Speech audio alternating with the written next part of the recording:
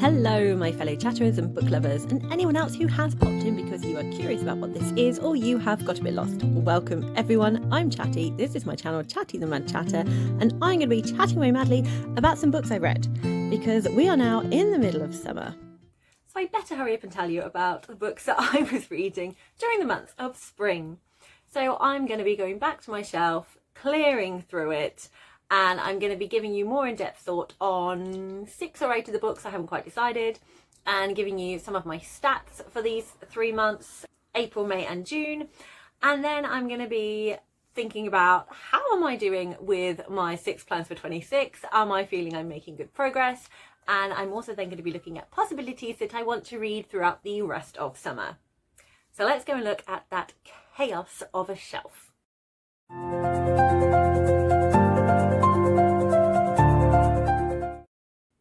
It is currently all sorts of chaos. We have come back from holiday and in the middle of tidying, and I have also got a pile of books here, so it's even progressed down to the floor, but I'm going to go through the shelf.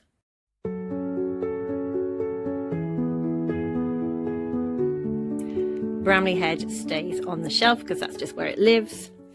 Here we have Kiki's Delivery Service by Ekoko Kadono, and I have read this one. Yay! I really enjoyed that. It was a really cute read. I then have a library book here. This is one of the books I have been reading for the Middle Grade Madness Challenge, and this is Vadania and the Wild Hunt by Sangu Mandana, and I have read this and really enjoyed it. We have A Little Trickery.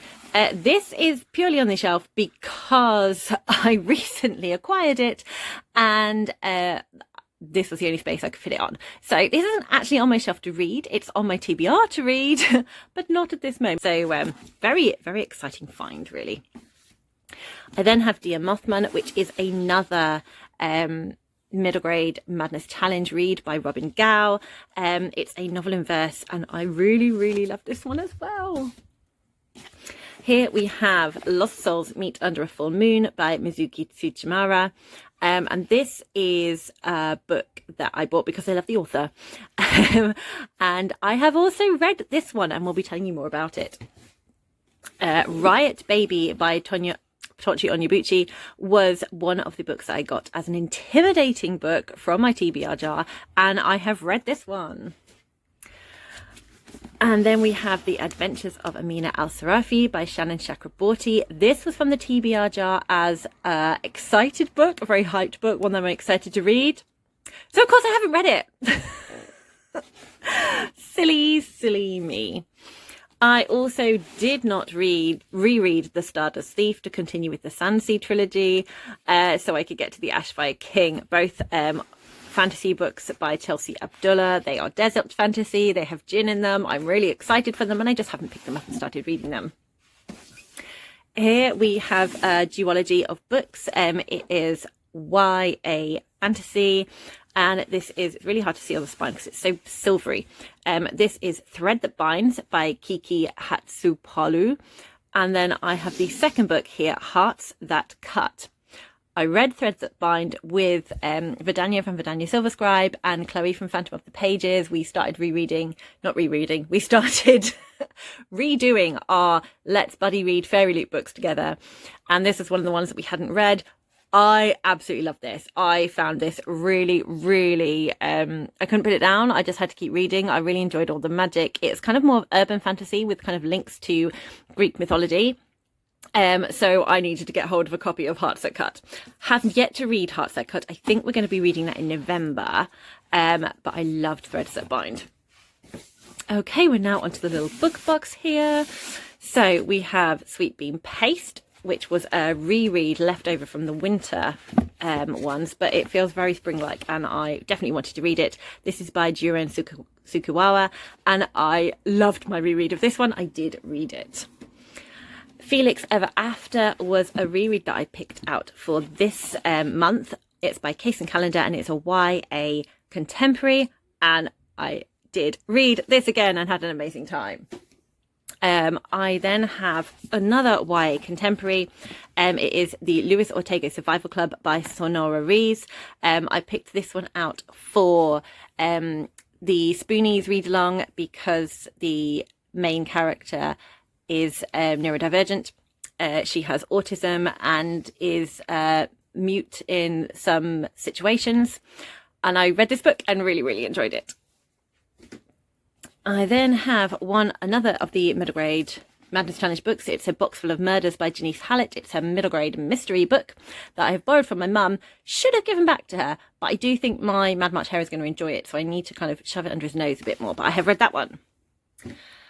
We then have another hyped book from my TBR tin, A Natural History of Dragons, a memoir by Lady Trent by Marie Brennan, and this is an adult fantasy, and I haven't read it. Fail. Also from the TBR tin, but this is an intimidating book because it's a beast. This is Ken Follett's World Without End, continuing on from Pillars of the Earth. The Knightsbridge, Kingsbridge, can't remember the name of the series. But yeah, I did want to read this one and I haven't got to it. I just was not in the mood to picking up. So yeah, that just hasn't happened. It hasn't happened. 2 more books left in this box. We have A Blind Guide to Stinksville by Beth Varbell. This is a middle grade contemporary, and I got this for the Spoonies, and I didn't read it. And finally, this book is on here because it was one of the books that I took away on holiday. It is Apparently Sir Cameron Needs to Die by Geir Storers. I've heard really good things about it. It is a comic fantasy cozy book, possibly with some romance and a lot of humour. It's definitely humorous is the vibe from this one. I also really like these sprayed edges on it, and I just haven't picked it up. It wasn't its time. I feel it would be its time very, very soon, so it's on the bookshelf. Then I'm going to tackle the pile down here, which also kind of came from holiday. Oh, and I missed one. Le Petit Prince by Anton de Saint-Exupéry. And I have read this one, so I can give that back to my friend. So this is a pile of holiday books. Spice Road by Maya Ibrahim I have read. That was another one that I was reading with Chloe and Vadania. It's a reread, so we can then get to Serpent Sea. I then have these 2 books. We have James Baldwin's Go Tell It on the Mountain, and I have The Rainbow Ain't Never Been Enough on the Myth of LGBTQ plus Solidarity by Kyla Ada Story. Both of these I bought whilst on holiday. A book I didn't get to on holiday is a graphic novel, a middle grade by Dave Roman. It's called Unicorn Boy. Another book that I didn't get to on holiday is Parable of the Talents by Octavia E. Butler, which is the follow-up to Parable of the Sower, which I'm keen to read. I then have a reread here. I have Georgette Heyer, A Civil Contract. It is a historical romance fiction. I'd say more historical fiction, less of the romance in this one. And that was a Jane Austen July book. And then I have Evelina by Frances Burney, which is a classic. And this is a book that I did also read for Jane Austen July, and I did read it. The difference between this shelf and the original spring shelf is Before We Were Trans, which I am currently reading, Skander and the Phantom Rider, which I have read, Roll of Thunder, Hear My Cry, which I have read, Finding Albion, a non-fiction that I've borrowed from the library, which I read and found really fascinating. The Map Makers, the second book in a middle grade series, I read that one. I also read the 4th Amari book, Jane Austen's Juvenilia, and I finished off the Giver Quartet reading Messenger and Sun.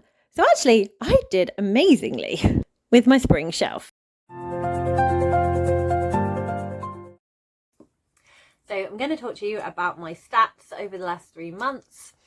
Just going to address the continuity here. I cannot, with the best will in the world, film all in one go. I film around my family. It's the summer holidays.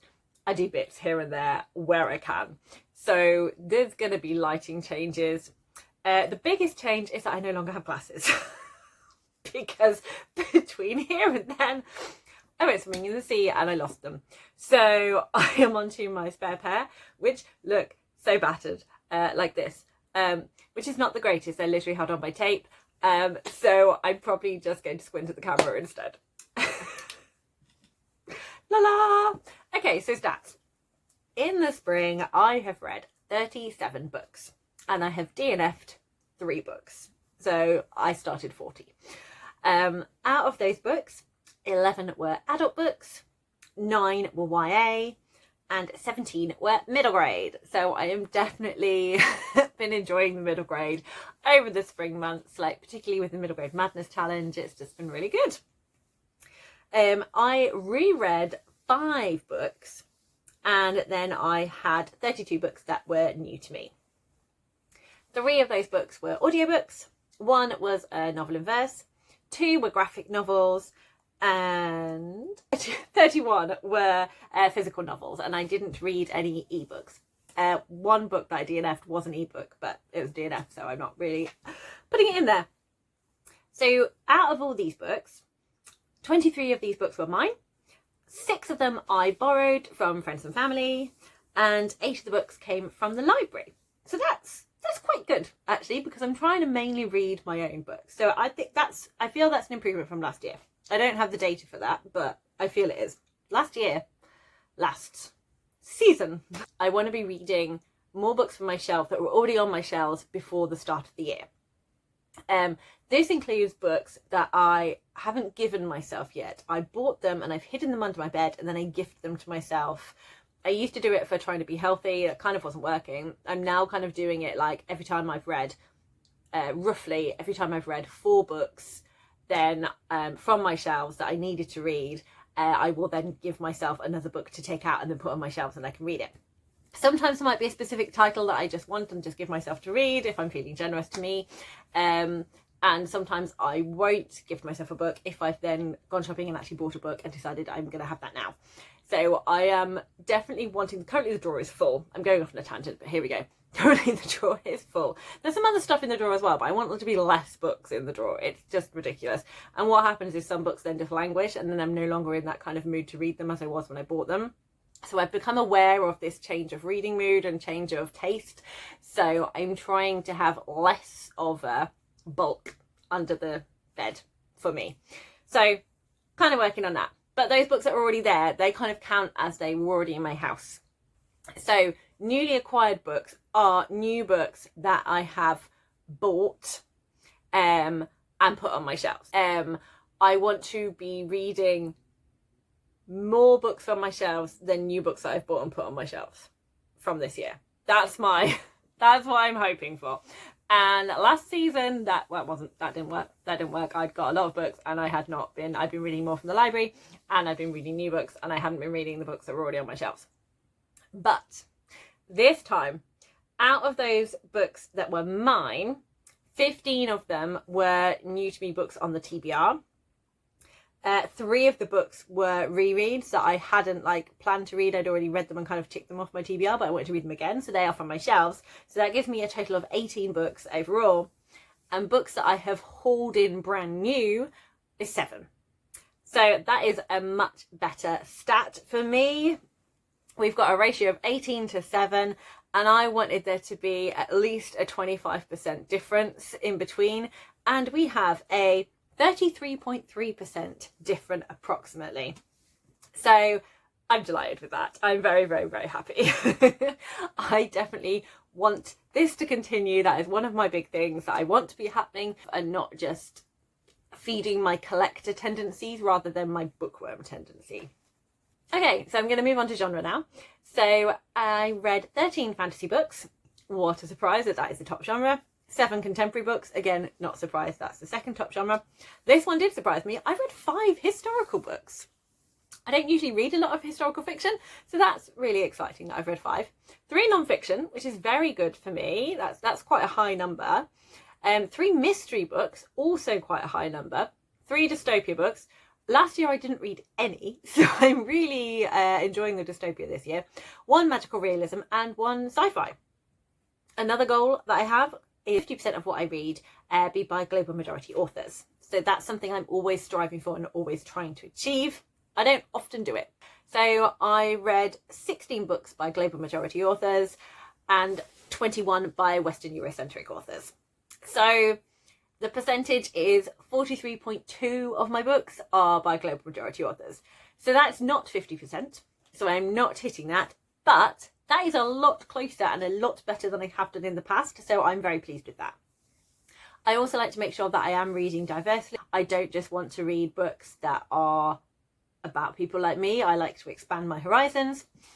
So I have read 10 books by Black authors, no books by Indigenous authors, 1 book by a Latinx author, and 5 books by Asian author. I've had 3 books featuring a neurodivergent character, main character, 6 books featuring main character with physical disability, and 10 books featuring either the theme or a character with mental health. So that's an improvement again. So that's quite good. I'm quite happy with that one. 9 books are feature a main character that is part of the LGBTQ plus community, and 2 of those books were featuring a trans character. So again, that's pretty good. I'm quite happy with that as well. So going back to kind of talking about wanting to read off my own shelves, I do log what books I have acquired each year and how much of those I'm ticking off by year. Just because I enjoy stats. It just pleases me. So I have got a goal that I want to read 50% of the books that I haul in. And then from the years 2025 to 2021, I want to have 2 years be 20% and 3 years be 25%. So 2026, there are 33 books that I have hauled in. I have read 15 of them and DNF'd 1, so that gives me a 48.48% of books read. So close. I'm so close to 50%. And this is, I want it to be 50% by the end of the year. So I want to feel like I'm on track with it. So just keeping that, because it can fluctuate as I buy more in and don't read them. So 2025, I've read 3 books, which gives me 11.5% read. So I need to work on that one. 2024, I've read 3 books, and that's a 10.7% of them read. 2023 books, I've read 4 books, which gives me 20%. So that's a goal achieved, although it probably makes sense that I try and aim for that one to be one of the 25% ones. 2022, I've read 1 book, which gives me a percentage of 3.7. Definitely need to read more books from the 2022 year. 2021, I've read 6 books, which means I have read 37.5%. So I have smashed that one. That is done. I don't need to read any more of 2021 books. Although I'm now wondering, I'm saying this without knowing what's on that list, could I read all of my 2021 books? I don't know, because there are possibly some on there that are at the start of series that I'm wanting to not read at the moment, or ones where I'm just not going to be in the mood for them and I don't want to ruin the book by reading it, not at the right time for me. Overall, ticking along, we'll see how we go. Definitely need to kind of focus on 22 and 24 to kind of up those. Okay, the final stat is series. So for my series, I really want to. I did a lot of work of kind of like cutting it down. Like, I was not picking up new series. I was making sure I was trying to finish off current series. And also ones where I knew I needed to reread the first book before continuing on. I just shut those back. So I just took them off, and I've got a little list of ones I need to restart. So that has made my numbers go down. But my aim is to read, is to kind of keep it throughout the year at between 15 to 10 books. So I have started 1 series. I already mentioned I started the Threads That Bind duology. I've made progress with 7 books I've made progress with. And I think that was from 4 series. So there's some that I've been really like chipping away at, which has meant I have finished 2 series. I finished the Skandar series and I finished the Giver Quartet. And I'm up to date with 2 series. I am up to date with, I didn't actually write this down, I'm just going off my memory. That's not in the notes. But I'm up to date with Amari, and what is the other one I'm up to date with? Oh, it's Principle of Moments, because there's only 1 book out so far. Yeah, that's why. So I'm up to date with 2. So my grand total is I'm up to date with 4 series.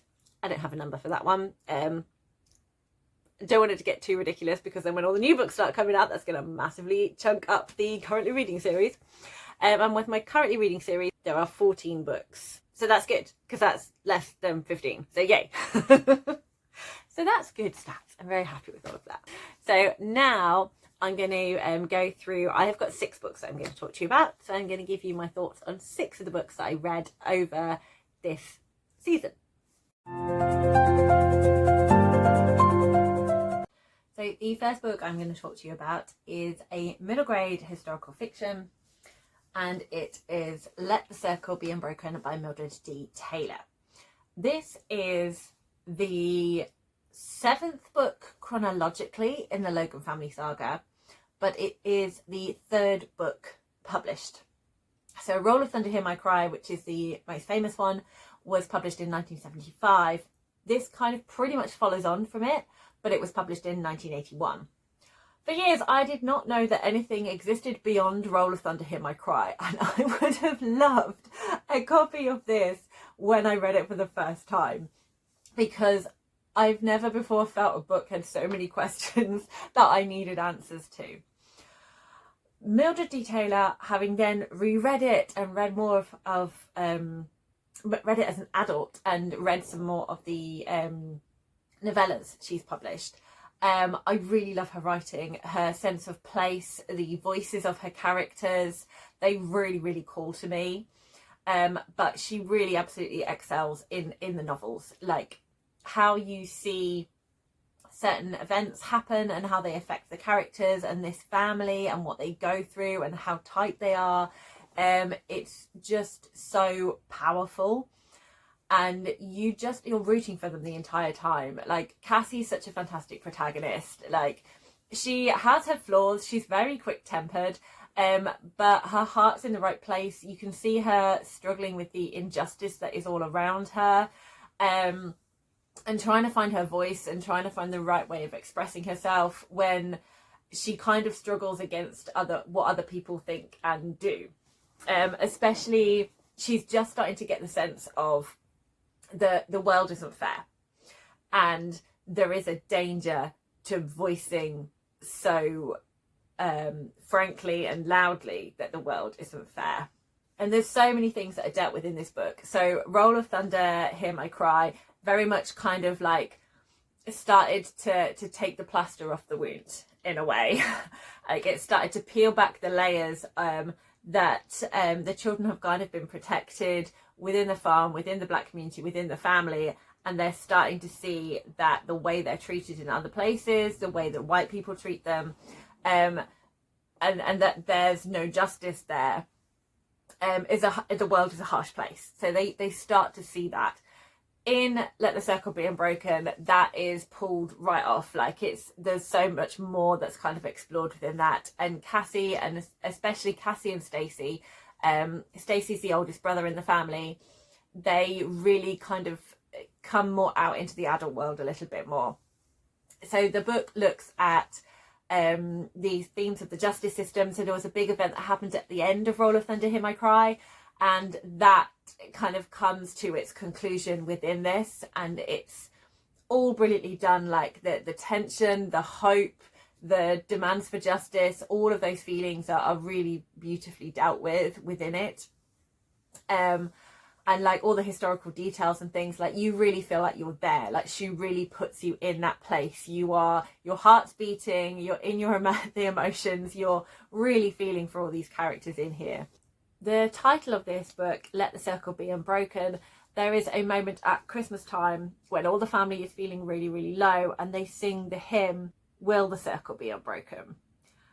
And I think that's such a wonderful soundtrack to this book. I then tried to look it up because I'm like, this has to have a lot of significance. The closest version to it I found was a version by the Staples Singers. I'll put the link in the description so you can go and hear it as well. It's got a really nice kind of like gospel country feeling to the music, and just hearing that with reading this book, you get such a feeling of what the Logan family is all about, and a sense of place and sense of time. But it also goes on to explore other themes. So there's the Union of Farm Workers. They really look at a lot of like what it means to own land. Definitely kind of the white people's desire to kind of control everything and put people in their place. So the Farm Workers Union starts bringing in not only trying to get rights for the black workers but also the white workers. So they realise that there is going to be a stronger case together if black and white come together with a common cause, which is a very difficult feat to undertake.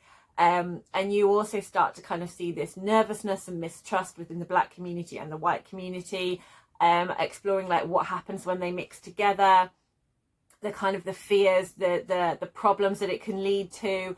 All of that is explored a lot, not just with the Farm Workers Union, but in other spaces. So things like the difficulties of having friendships, the difficulties of what sort of attention you might get from other people, the idea of passing, how things can be different in the state of Mississippi compared to more of the northern states. Classism is kind of explored a bit more, like those that own land and those that don't own land. And there's a sense of dissatisfaction, a sense of frustration, and people starting to kind of like speak out about it. There is this balance of managing to be brave and keep your dignity, but also the idea of safety and safety of your family as well. And it's a really tricky line to tread. It's a really tricky thing to judge. And we start to see that a lot more. And we see Cassie understanding a bit more of what that means. In the first book, she was just incensed and was just like, what is going on? Whereas now she kind of has an understanding of the way the world works.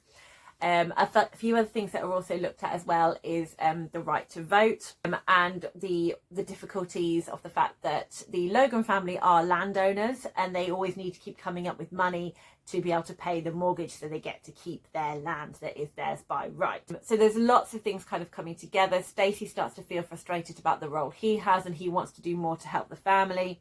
So Cassie has some difficulties with a cousin that comes to stay with them. And it kind of explores a little bit of how girls were treated within that period. But always at the heart of these books is this family pulling together, this family feeling like they have a strong place in the community, the importance of the Black community, standing up for each other and coming together, and trying to keep going and trying to carve out the life that they deserve, not one that they are supposedly told they should be grateful for.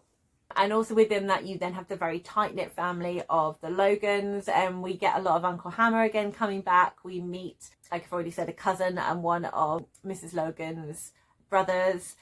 And within all of this, you really get to see like how much love they have for each other, like really wanting to support their children, trying to do the best they can and trying to all pull together. The lessons they're trying to teach their children about how to walk that fine line between being brave and keeping your dignity, but also trying to keep safe as well. And it's just beautifully done, and I can't wait to keep reading this series. Thank you so much to Tiffany from Towering TBR, Courtney from Tangible Reads, and Stacy for responding to what books out of all these I've read are you most interested in hearing about. It really helps me narrow down my options. I hope that these are useful reviews for you. So another book with also heavy topics, but a very different type of book. I listened to an autobiography. It's called The House of My Mother, A Daughter's Quest for Freedom by Sherry Frankie. So Sherry Frankie is the oldest child in the Frankie family who used to do a vlog called 8 Passengers. So this was mommy vlogging, and the children's lives were captured on camera. It was very popular on the internet, and it kind of explores what that felt like to kind of grow up in. It's very clear from the beginning that the happy persona presented on camera was not what they got off camera. So Sherry talks about her journey growing up in that family environment, but also a family environment where she suffered and survived a lot of abuse, huge amounts of emotional neglect, emotional abuse, lots of trauma, lots of mental health difficulties, and being the oldest one and kind of seeing how it also affected her siblings. And then her journey of like how she started to leave the family home and how that affected kind of her relationships and just basically how she made it through. This is very much Sherry's story. She is very clear about wanting to tell her story, but wanting to respect the privacy of her younger siblings. So the only person that she names is the second oldest sibling, which is her brother Chad, because they are both adults, and both of them have kind of done interviews and made the choice as adults to speak about their experience. And for those of you who don't know, there was a massive child abuse case in the state of Utah where this family are. It is very, very horrific, looking at the neglect, emotional abuse and the physical abuse of the younger children. What this Sherry's book explores is kind of like how she coped with all of that, how she coped with not knowing what was happening once she'd left the family home, and also kind of how she has managed to navigate what her relationship is like with the people who were her parents. So the family are a Mormon family, or sometimes known as Latter-day Saints, LDS. So that's a very big part of the community that they grow up in, the culture and kind of the values they have. This is very much something that I have no knowledge about. I live in the UK. I don't have any kind of knowledge of the Mormon church or anything like that. I don't have knowledge of the state of Utah. So as I was reading this, I was finding it absolutely insane about how this abuse could go on for such a long time. Obviously we have abuse cases in the UK. There are really sadly things that still happen. There are fatalities, and I work in children's services within like the health side of things, and we often get case studies where there have been things to kind of look at where were the problems, where could someone have found something, where could someone have stepped in sooner, was there a communication breakdown, was there signs, what were the red flags. So this is kind of like, as kind of my job, like that's kind of something that we really pay a lot of attention to. So it just seemed wild to me kind of reading this, like how little services there were that were able to talk to each other, how little legal rights services and protection services had within this. It's absolutely bonkers. I then went on to explore this more, and there was a fantastic documentary in 3 parts which I watched. It's a Hulu documentary, and it's called Devil in the Family, The Fall of Ruby Franke. And it has interviews from Sherry, her brother, her father, and also all of this unseen footage from the that they kind of got from all the vlogging. So like when the bits that they didn't put out there, so like the edits, and it's so crazy watching the smiley happy filming and then turning round and yelling at the children, and it's just so jarring. But it was really fascinating having read all of Sherry's book and kind of how she felt and all these different things, then kind of seeing it in real life, because even though you know it happened, there's still that kind of detachment from it. Like, you know, it's really far away, it's a completely different place, and then you see it and it just really kind of hit so hard. Also kind of seeing some of the landscape in Utah and kind of like really going out to kind of these isolated communities where some of the children ended up being held, essentially. You can then see how so isolated. You can sort of get a better understanding of how this was able to go on for as long as it did, and just the kind of the heartbreak, the trauma, the healing, the processing that this family have got to undergo is it's incredible. And just hearing Sherry share her story so openly and honestly, and calling out the dangers of vlogging, calling out the dangers of just like blind trust and not vetting and not listening. I think a lot of not listening. And what was also really interesting is like hearing Sherry kind of talk about how the Mormon church is kind of set up for this emotional abuse, in the way that there's a striving for perfection. There is this constant like self-reflection, this constant like, what did I do wrong today? What could I do better? How can I be the best? Like that kind of mentality just opens you up to be vulnerable to people that could take advantage of you in that way. Like being more willing to believe that you're not good enough, that your self-worth is low, just kind of feeds into all of that. So that was really fascinating, and it was very terrifying. What Sherry also highlighted was the idea of the devil being much more of a real concept and being prevalent within the lives of people who are part of the LDS church and the Mormon culture, along with the idea of parenting being focused on obedience.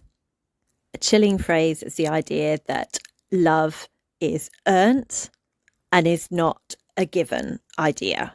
There's not unconditional love between a parent and a child. The child has to earn that love by being obedient.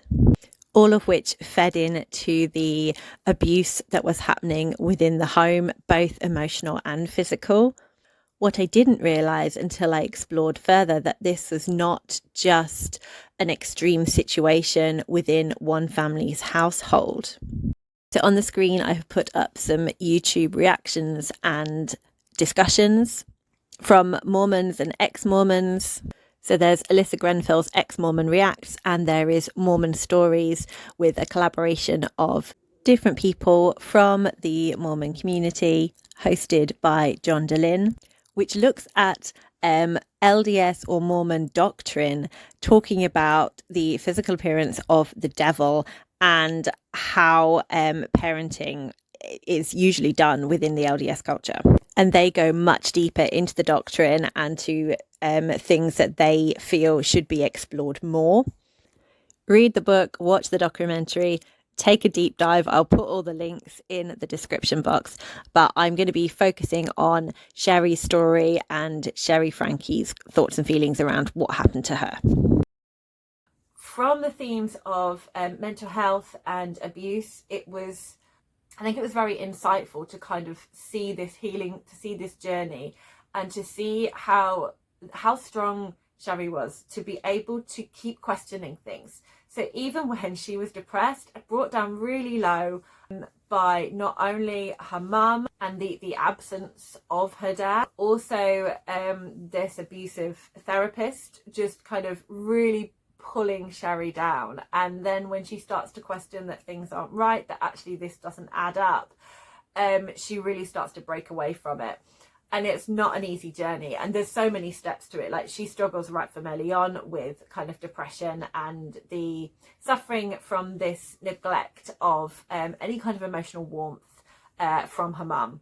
Throughout the book, she kind of and in the documentary, she no longer names her parents as mum and dad. She calls them by their names as kind of a conscious choice that she's kind of detached herself. Like, that's the way she's kind of able to manage it. And she did at certain points have people in her corner. So there were moments in her life where she did have support from her church community, from people that she trusted within her life, that kind of became almost like her foster parents. And there's few moments in the book, but when she has that moment of actually being cared for, of actually being told that this isn't her fault, that there are people in her corner, it was so needed. Just the emotional impact of that.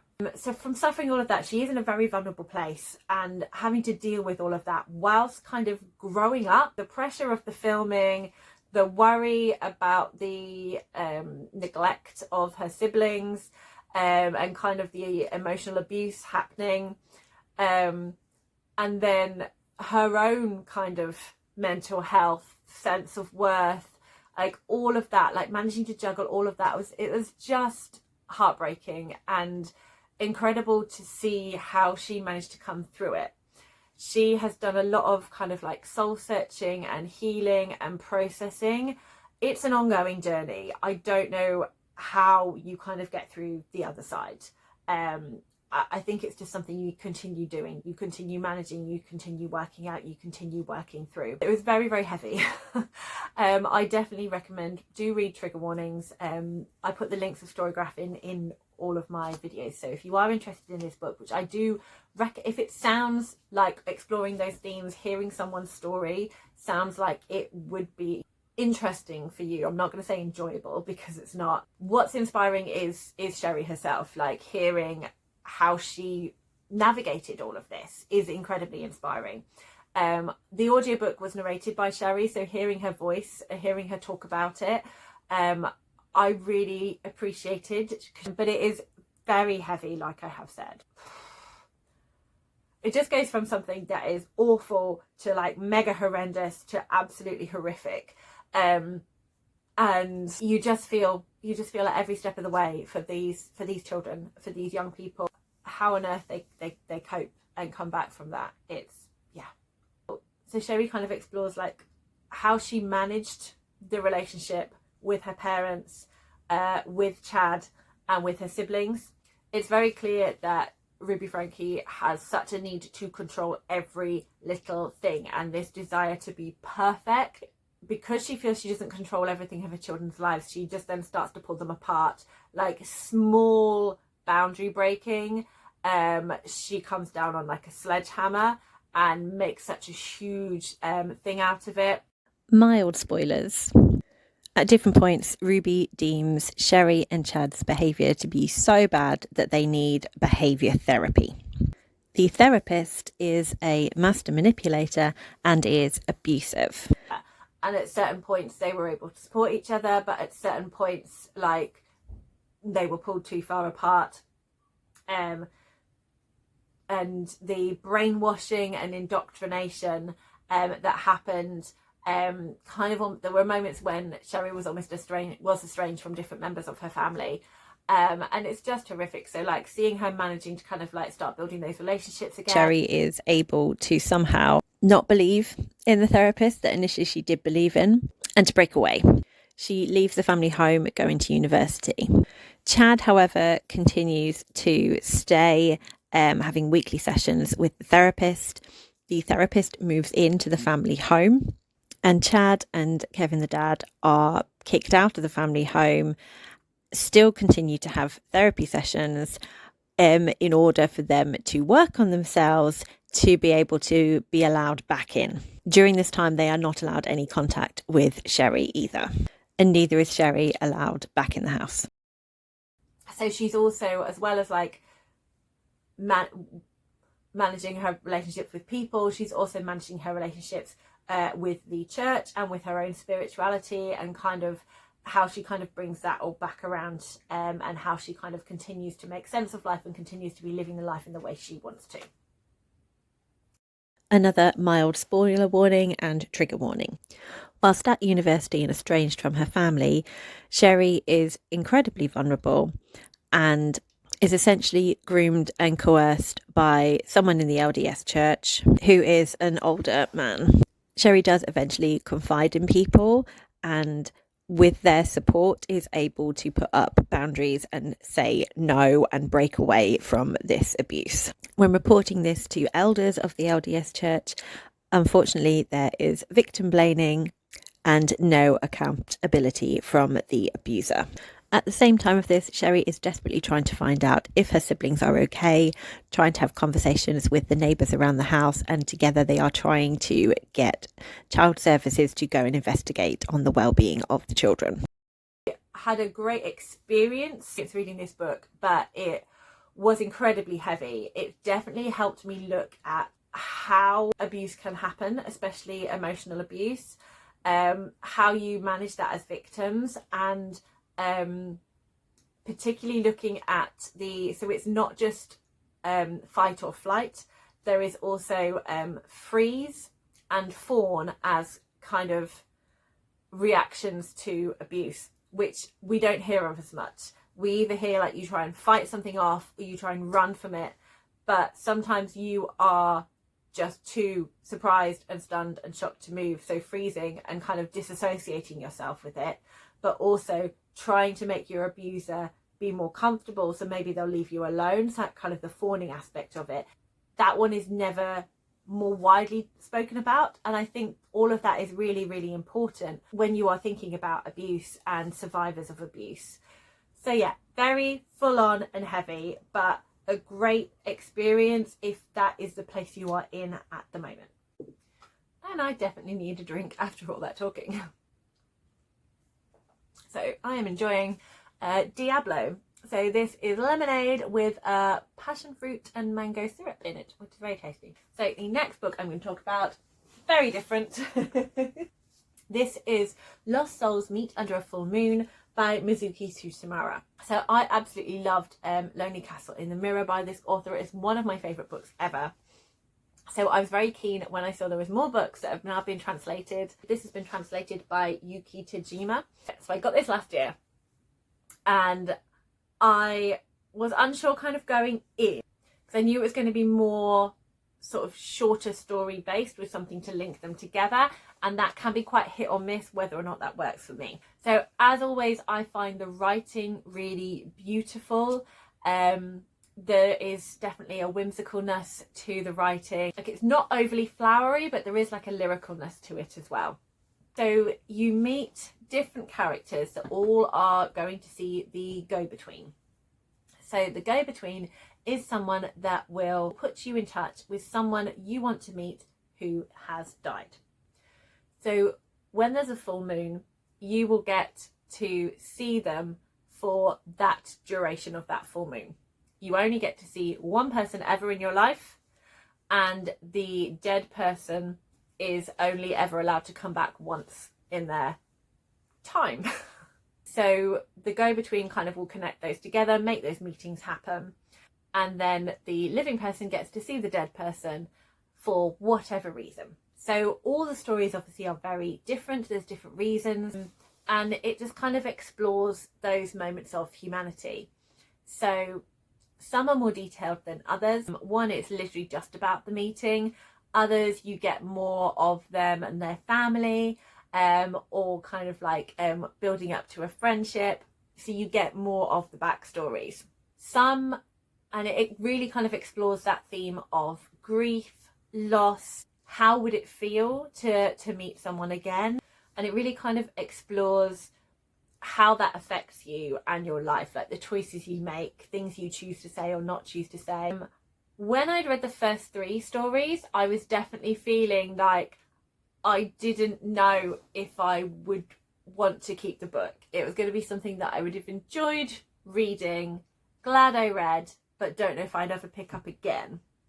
But the 4th story, you look more at the go-between. So you're given a little bit more information about the go-between each time, but kind of within the 4th story, you also get the background of the go-between, the family of the go-between, and kind of what's happening in their life. And it kind of intermingles at the same time with the 4th story.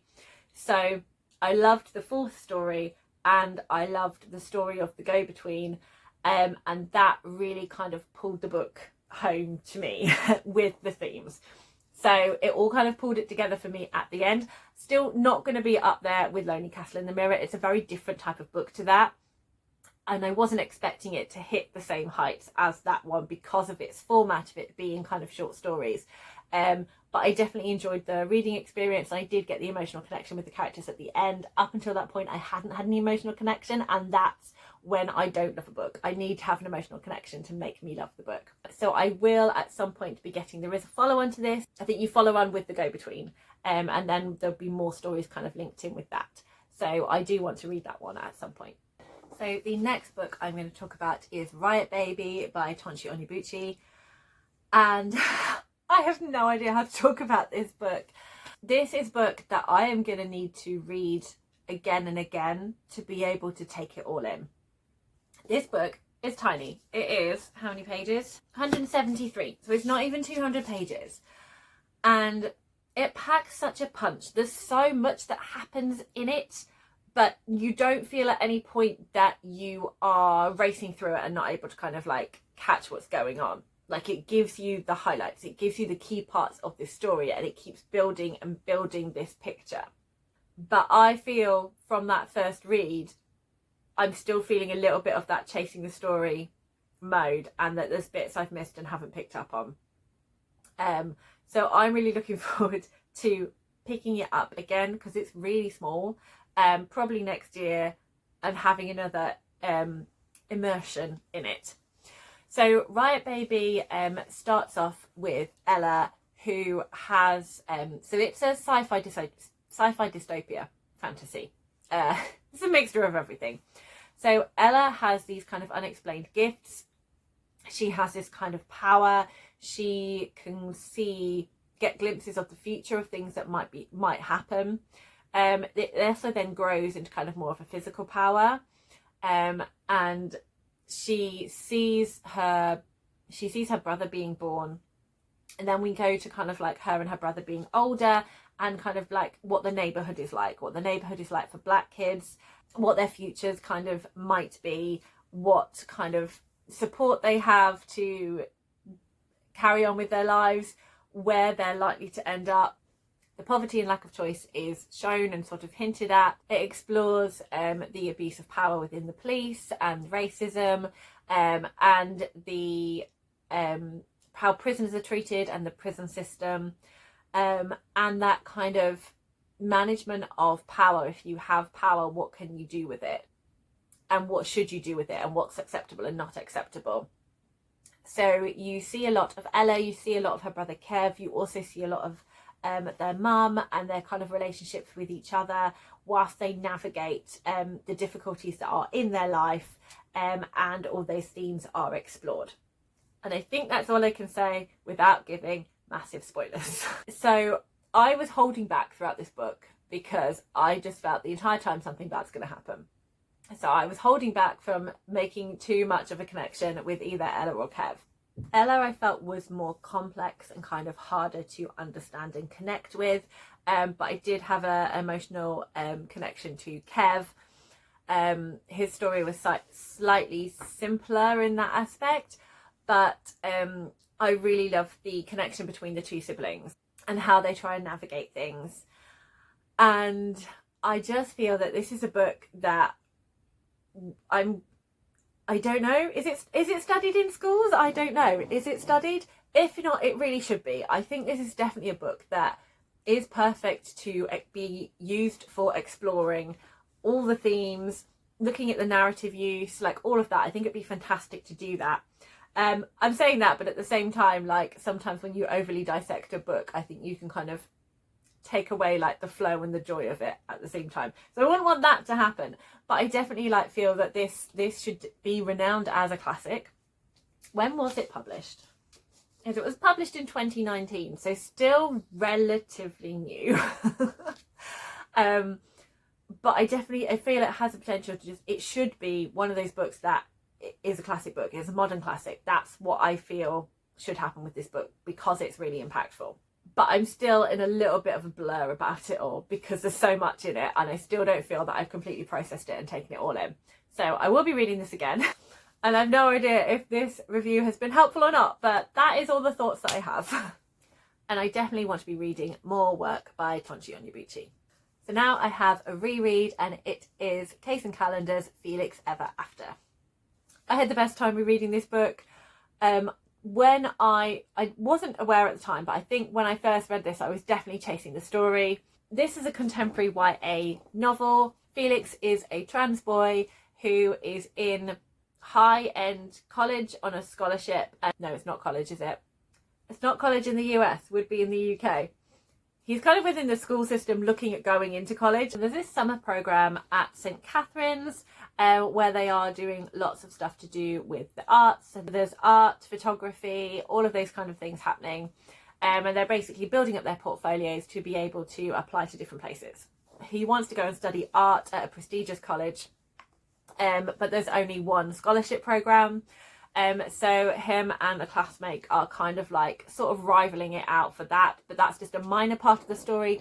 The main part of this story is Felix sort of feeling comfortable within his own identity and Felix kind of navigating whether or not he feels he is lovable. There is abandonment in here that he's kind of managing, as well as kind of like acceptance, sort of navigating a lot of classism and kind of different financial levels that people are on. And then there is some bullying. There is cyberbullying. Quite early on in the story, there is something that happens that is an act of privacy invasion and humiliation. So someone at St. Catherine's was responsible for that. So in my head, I'm constantly trying to work out who it was, why they did it, and try and find the culprit.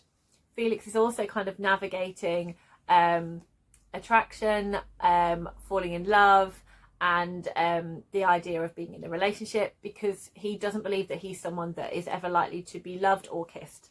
So that's something that he's exploring as well. There's also a very strong friendship group in here. There's a really strong friendship between Felix and his best friend. And then there are other characters that they kind of get to know a little bit better. Some are likeable, some have very dodgy behaviour that is called out within the novel. And Felix goes on a journey over what he feels love is and what that looks like. And you kind of have a couple of different things going on and you don't quite know which direction it's going to head in. So I was definitely chasing the story the whole time when I first read this. Second time picking it up, there were certain points that I remembered at certain points I'd totally forgotten. But I wasn't chasing the story. I was able to just kind of be in the moment because I know that Felix is going to be okay. So my adoptive book baby, I was very worried for him. I was very protective of him. There were moments when he kind of acted out, and there were moments when I'm like, oh, Felix, did you just say that? But all of that is explored and resolved, and I think he's completely adorable. And I love his friendship and I love the story. So I was really able to kind of appreciate it more and kind of focus on what all the other characters were doing and the way they acted, and pick up on all these little things that were kind of like popped in front of us. What I will say is, because obviously this is a pro-trans book and we have a trans main character, the author is trans. This was published in 2019, I think. It's all about 2019. No, 2021. My mistake. But basically there are some cultural references that have been taken out of later books because they reference Harry Potter, and they make a lot of trans people uncomfortable because the author of those books is a massive, massive transphobe. So if you buy it new, those will have all been removed. But if you get it secondhand, just be aware there could be moments in there, and they were before the turfness came out to the forefront for us all to see and know. So just bear that in mind. But I love this book and I loved reading it again. I had a wonderful time. So the final book I'm going to talk to you about is an adult fantasy, adult historical fantasy, and this is Unicorn Hunters by Catherine Arden. Catherine Arden wrote the Winter Night trilogy, first book being Bear and the Nightingale, which was one of my favourite fantasy series. So I was very excited to pick this up and read more from her. And this gave me all of the things that she does so well in the Winter Night trilogy, again, but within a different story and setting. So this is a standalone, it's not part of a series, so the plot is wrapped up within it. And this is another wonderful blend of historical things and events, but with a fantasy spin on them. So even if you know the history of our protagonist, Anne of Brittany, it might not play out like that. You might not know exactly how it goes because there's a fantasy element, and Catherine Arden very much took the what if idea and ran with it. Again, her atmosphere in here is so brilliant. You really get a sense of kind of the richness of the castle, and then the kind of the cold, and then the kind of chilling, unnatural, supernatural vibes going on. You really get an idea of the tension, the courtly politics, the tricky navigation of it, the where is the power, where is not the power. At the same time, there's this sense of magic within there, and the danger, and there's a darkness, and it just she does it so well. This balance between the courtly politics and more of the kind of folklore-y magic, Catherine Arden is just a genius at pulling those things together. I loved this. Again, heroine that you absolutely root for, Anne of Brittany. She also has a physical disability. She has a limp. One of her legs is slightly different. That is a historical fact, and Catherine Arden uses that within here, and so I think it's so brilliant to have a protagonist who has got a disability. And it's just done very organically. It's just mentioned sometimes and it's just there and you're aware of it, but it's not used as a kind of like hammer you over the head with how inspiring they are situation. The detail of the history in here and just the way she vividly paints pictures for you in your head about how things are, and this just immersion into the place is just so well done. I found all the characters really believable, and you don't always know who to trust. You don't quite know how things are going to pan out. There's twists and turns within it. The magic is really fascinating, and I think if you loved the Winter Night trilogy, you're going to really enjoy this. I'm so excited to read more Catherine Harden. I still have The Warm Hands of Ghosts to read. I don't think that's going to give me the same things I get from this, which is the courtly politics and the folklore magic. I think it's a very different book because I know it's set in the 1900s, so it's a much earlier time period for her, and I don't know if there's anything more supernatural in it than ghosts, but she writes such a good story, she tells such a good tale. I'm excited to pick up anything that she writes. So now I'm going to talk to you about how I'm doing with my 6 plans for 2026. So plan number 1 was to do the Middle Grade Madness Challenge. I do have 2 videos out where I am talking about how I'm doing with this. It's kind of like a little vlog. So at the end of episode 2, I had read 5 books and chosen 4 more to read. I have read all of those 4, so I will be doing a video kind of updating on that and choosing my next books for it. But I have actually read 2 extra books, so my total is actually 11, but I didn't assign them a prompt. I just read them because I wanted to. So for the shortlist, I've read Boxful of Murder and then the 3 Scandal books, which were nominated. So that is book 2, The Phantom Rider, book 3, The Chaos Trials, and book 5, The Spirit War. From the long list, I have read Vanya, and from the consideration list, I have read Dear Mothman, and from the hidden gems, I have read Coach and Aya and the Star Chaser. So from the 2023 list, I've read 4 books. From the 24 list, I have read 2, and from the 25 list, I have read 5 in total. Plan number 2 was to be reading books from the TBR tin. I did set myself a goal of how many books I wanted to read by the end of the year, and I can't remember what it was, so I might just not find out until the end of the year and see if I hit it without knowing. So last time I had read 1 book. It was 1 book from my intimidation list. This season, I have read 2 more books, so there's a total of 3. I read another intimidating book, which was Riot Baby, and I read a hype book, which was A Principle of Moments. But Principle of Moments was left over from the previous season, so there's actually 3 books that I did not read. So I only read 1 of the possible 4. But there we go. It is what it is. Plan number 3 is the Children's Booker Prize. I am very excited about this. There has been more news about who the judges are. They're gonna like announce the child judges. I have been kind of keeping an eye on what books I think are possibly going to be nominated. Nothing particularly has been jumping out at me that I really want to read straight away out of those. But we don't know. It might be 8 books that I've never even heard of. My 4th plan was around series. By the end of the year, I would like to just have 10 series on the go. So I do need to keep cutting back. Like, even though I said my goal is like 15 to 10, like by the end of the year, I want it to be 10. So it's fine for it to be 15 now, but I want to make sure I keep ticking away and finishing series.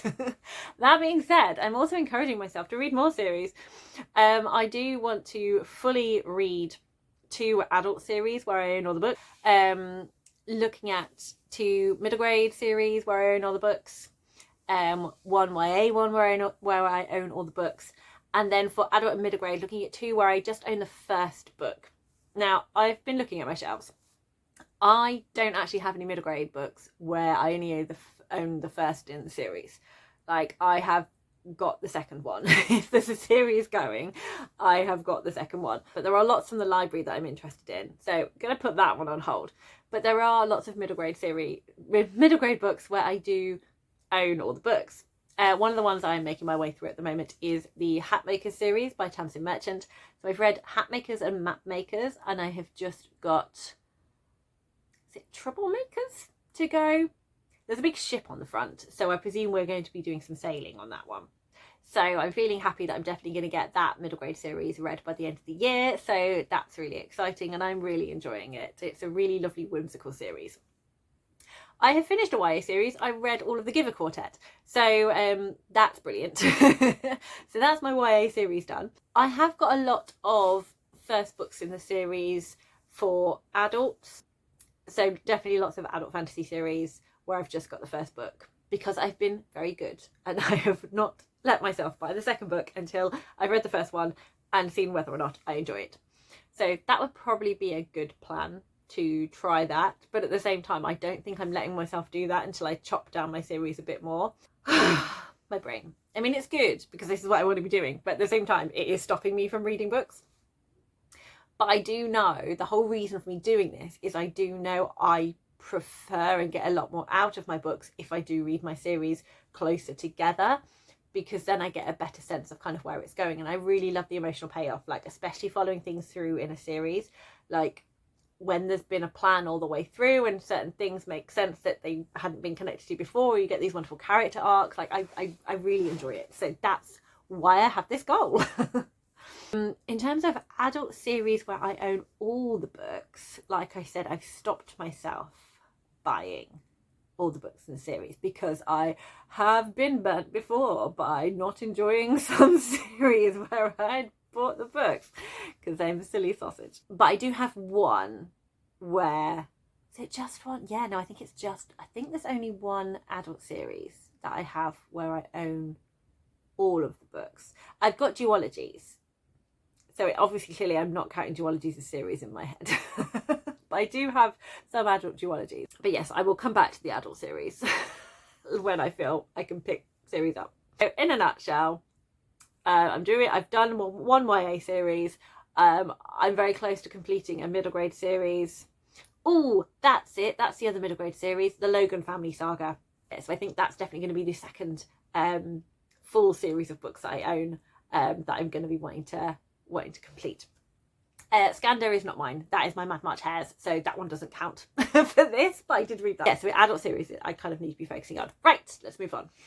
Plan number 5 is that I wanted to be reading middle grade fantasy written by a global majority author. And I want to be reading 6 first books in middle grade fantasy series. There are some goal conflicts here. I think we can see I have got things where my plans are not coming together.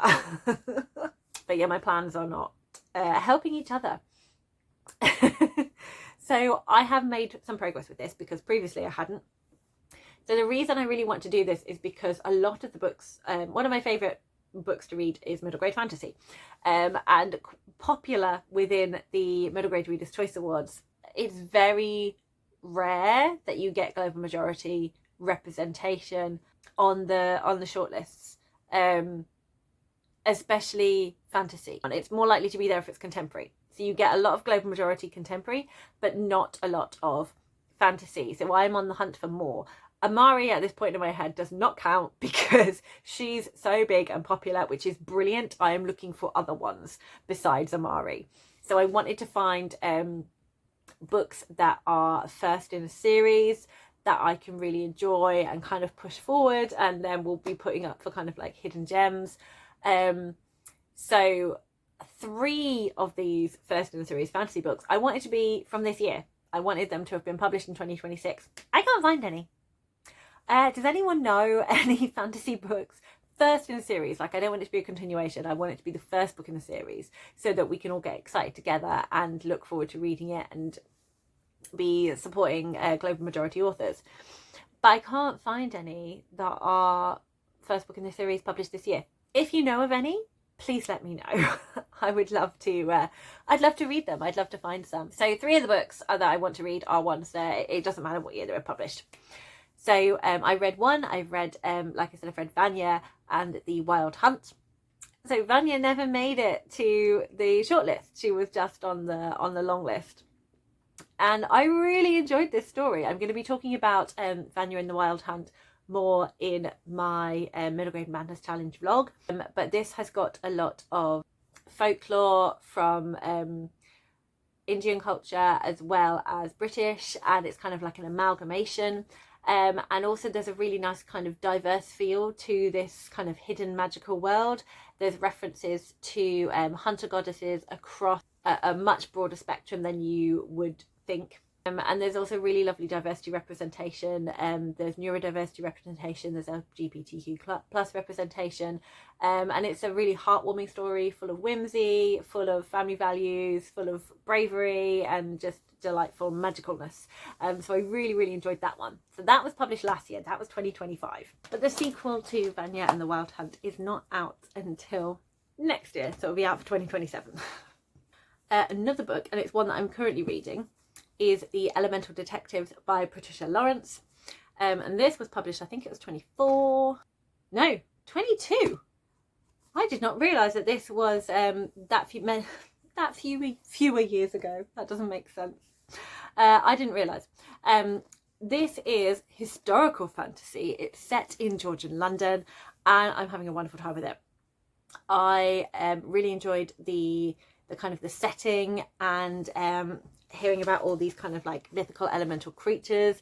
There's this kind of really immersive like streets of London feel to it, and the more I'm reading, you're getting more of the history of it, and especially like the black history within it, of what it was like to be black in Georgian London, and kind of the feelings of injustice, of class, of finances, of like care for people and each other. And I'm having a great time with this. I do think like Georgian London is a really good setting. I very much enjoyed historical mystery books, the Lizzie and Bell series. So I definitely have a soft spot for Georgian London. There is a second book, so I will hope to get my hands on that. I have got another couple that I'm interested in looking at, so we will see how we get on. So plan number 6 was my rereading plan. I want to be rereading more books. I'm a big rereader, but I don't always let myself indulge in it. So this is kind of like mood reading, rereading that I'm allowing myself to do. And it's been going really well so far. I really enjoyed rereading Sweet Bean Paste. It was so nice to get back into that book, and it's just really made me appreciate it even more. I loved it just as much this time around as I did the first time I read it. It's so full of heart, the different characters of the people kind of coming together. It was really heartwarming and bittersweet at the same time. And Felix Ever After, as I've already spoken about, I had a great time rereading that one. But I will not stop there. I've also been rereading other ones on my shelf as well. Like I've just allowed myself to, if I felt like I was in the mood for it, then I just read it. So that's been really nice. So I'm really enjoying this project. I'm feeling very happy with how it's going. So that's my 6 plans. And overall, I'm really enjoying it. I feel they're ticking along. I feel like I'm doing what I'm wanting to do with my reading, which is the whole point of having these plans. So I'm feeling in a really good place. Yay! And now I'm very excited to see what books I'm going to be exploring throughout the rest of the summer.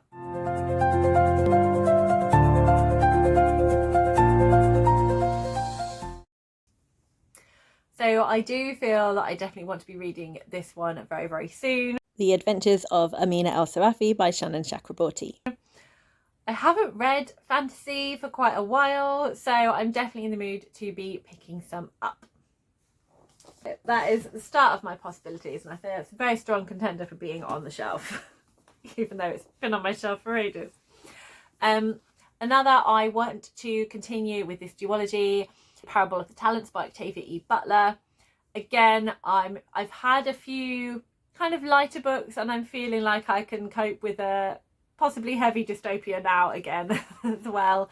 I really enjoyed Parable of the Sower, so keen to carry on, and also that like helps with my reading my series. I'm very keen to be continuing with the Logan family saga, so I have this little novella which is Mississippi Bridge. So this is the 3rd, I think, chronologically. So this is set before Roll of Thunder, Hear My Cry. This is the next one I need to read in publication order. And then I'm on to another novel afterwards, which is The Road to Memphis, where we get a longer time with the family. So I'm very keen to be getting to that one as well. But this is the next one first, Mississippi Bridge. So now I'm just having a look at my shelves, and there's kind of books that are calling to me that I kind of feel that I want to be reading over the summertime. So I'm just going to gather those and talk through a few. I'm going to restrain myself. I'm not going to pick too many, just some. So the first book that is calling to me, and I feel that summer is going to be a great place to read it, is surprisingly a non-fiction. And this is Caster Semenya's autobiography, The Race to Be Myself. She's an athlete, and there's usually a lot of athletics on around the summertime, so I feel this is a good time for me to want to pick up her autobiography. I remember as a child watching a lot of athletics and watching her race and thinking she was amazing and not understanding why so many of her competitors had an issue with her. And then once I understood a bit more, I felt very incensed on her behalf. So I'm really excited to read this story.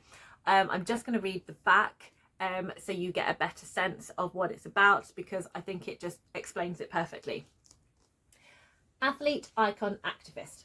Caster Semenya has been at the centre of a global discussion about what it means to be a female athlete and the newly drawn line between gender and sport.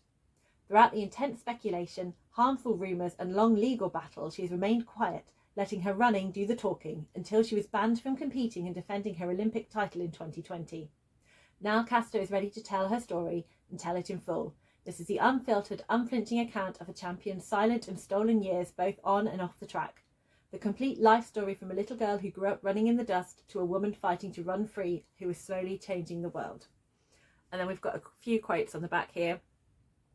From Trevor Noah, a story that makes us all interrogate our humanity and the world we build with our actions every day. From Paula Akpan, she continues to defy, redefine and resist being silenced. And from Owen Jones, an inspirational story of courage, of fighting the odds and of winning change, not just for yourself, but for generations to come. Oh, that sounds really intense. I feel this book is going to make me angry and make me cry, but I think Caster Semenya's is really inspirational, and I think her story deserves to be told and listened to. I want to hear her voice.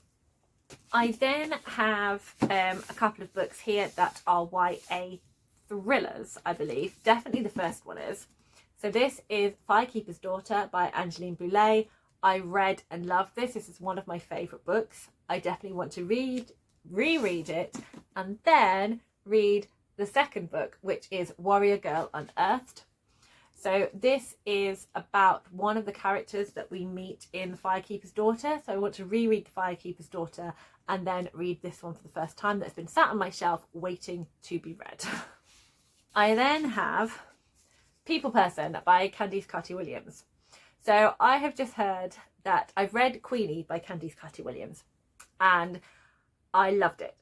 And I have just heard that there is a sequel to Queenie out. So I want to read this one first before moving on to Queenie. So this is a completely different story. I think it's got a slightly different style, but I've heard really good things about it and I'm very keen to pick it up and read it. And it's feeling like the right time. I really love the cover with all its different colours. So that is a contemporary adult fiction. So I've got a fantasy, a sci-fi dystopia, a middle grade historical fiction, a non-fiction, 2 YA thrillers and adult contemporary. So that's a nice mixture of books. There are definitely going to be some middle grade books, some middle grade fantasy, but I have yet to choose what my next middle grade books for the Middle Grade Madness Challenge are going to be. So I currently haven't got any middle grade particularly lined up yet. So all exciting to look forward to. So that is it. That's the end of my spring wrap up. We are now fully into summer and I'm going to start filling my shelf up. And I'm also going to update you about my Middle Grade Madness Challenge. So those videos will be coming soon. I have also got a sort of a vlogish one about when I went to Bath and talk about kind of Jane Austen July stuff, which I'm looking forward to doing. So yes, I have videos in the process. We'll see when they actually air. Thank you so much for watching and happy reading, everybody.